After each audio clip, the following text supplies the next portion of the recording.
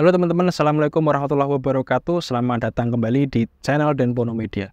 Oke teman-teman, di kesempatan kali ini saya ingin memberikan beberapa tips buat kalian yang ingin mencari jasa pencairan saldo atau gestun agar tidak tertipu.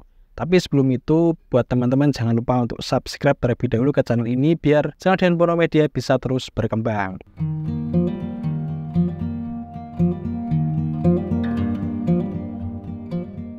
Oke teman-teman, jadi buat kalian yang ingin atau berencana ingin mencairkan saldo atau bahasa umumnya itu adalah gestun, baik itu misalnya gestun dari Shopee PayLater atau gestun dari aplikasi Home Credit, Kredinek, atau aplikasi sejenis. Nah, ada beberapa tips agar kalian itu tidak tertipu oleh jasa gestun abal-abal atau penipu.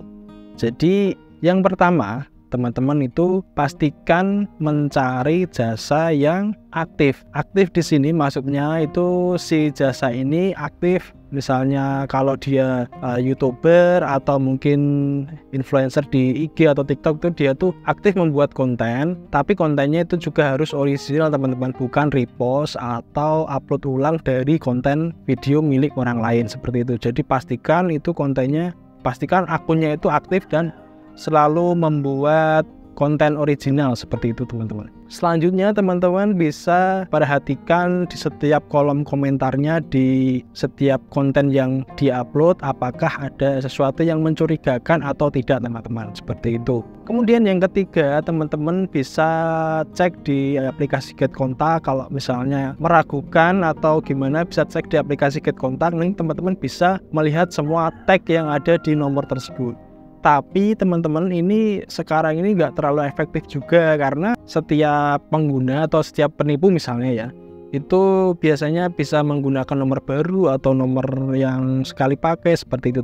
Dan ada juga yang sengaja mematikan. Nah, mematikan fitur pencariannya. Nah, saya pribadi salah satu orang yang mematikan fitur pencarian di Get Kontak itu tadi teman-teman, sehingga kalau nomor kontak saya dicari itu ada keterangan tidak mengizinkan. Intinya seperti itu, tidak bisa dilihat tagnya. Tapi bukan berarti kontak yang tidak bisa dilihat tagnya itu penipu. Ya, bisa sebagai ini sajalah, lampu kuning saja untuk lebih hati-hati.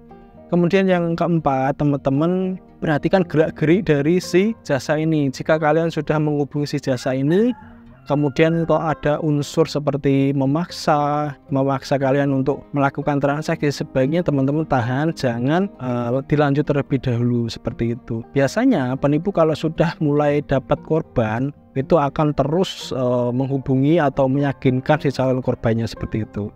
Nah, mungkin kalian bertanya-tanya, kok saya tahu gitu. Jadi di video saya sebelumnya, saya kan sudah sering bahas mengenai modus penipuan ya. Jadi saya itu sering sekali dihubungi oleh orang-orang yang bisa dikatakan menjadi korban. Nah, dari korban-korban inilah mereka sharing kepada saya, sehingga saya bisa memberikan informasi seperti ini teman-teman. Jadi teman-teman, harapan saya itu bisa lebih hati-hati dan lebih selektif dalam memilih jasa seperti ini teman-teman. Lalu yang terakhir, yang kelima ya, itu teman-teman, kalau misalnya kalian masih awam, masih belum begitu ngerti, sebaiknya jangan terlalu gegabah, dalam artian jangan terlalu tergesa-gesa atau terburu-buru untuk melakukan transaksi ke suatu jasa. Jika kalian masih ragu-ragu atau belum memahami secara penuh apa yang kalian lakukan ini, transaksi apa yang kalian lakukan, maka potensi untuk kalian ditipu itu lebih besar. Kenapa? Karena nanti kalian tidak sadar ternyata kalian sudah ditipu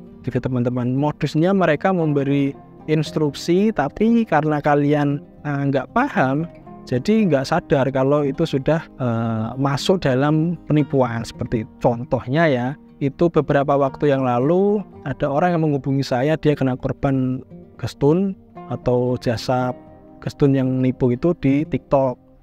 Nah, si korbannya ini sebenarnya nggak begitu paham, tapi dia itu butuh lah, intinya butuh dana darurat yang nggak terlalu besar sih, sekitar berapa ya, 600 ribuan kalau nggak salah. Dia menghubungi si jasa ini, prosesnya itu dia diberi panduan atau dia, kalau saya pribadi menganggapnya dipaksa untuk selalu untuk transaksi ke tempat dia harus mengikuti seperti ini seperti itu, sehingga pada akhirnya transaksinya itu menurut si penipu bilangnya ya, itu transaksinya masih diproses, harus nunggu 5 jam. Tapi setelah 5 jam si penipu ini malah semakin sulit untuk dihubungi, dan si korbannya ini diminta oleh si penipu ini untuk screenshot limit yang lain seperti Shopee Pinjam gitu teman-teman.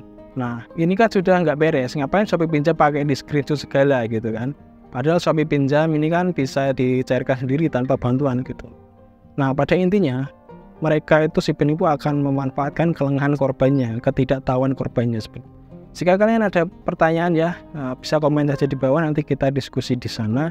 Semoga apa yang sedikit saya sampaikan ini bisa bermanfaat untuk kalian agar lebih hati-hati dan tidak tertipu oleh modus-modus penipuan seperti ini. Kita jumpa lagi di video berikutnya. Wassalamualaikum warahmatullahi wabarakatuh.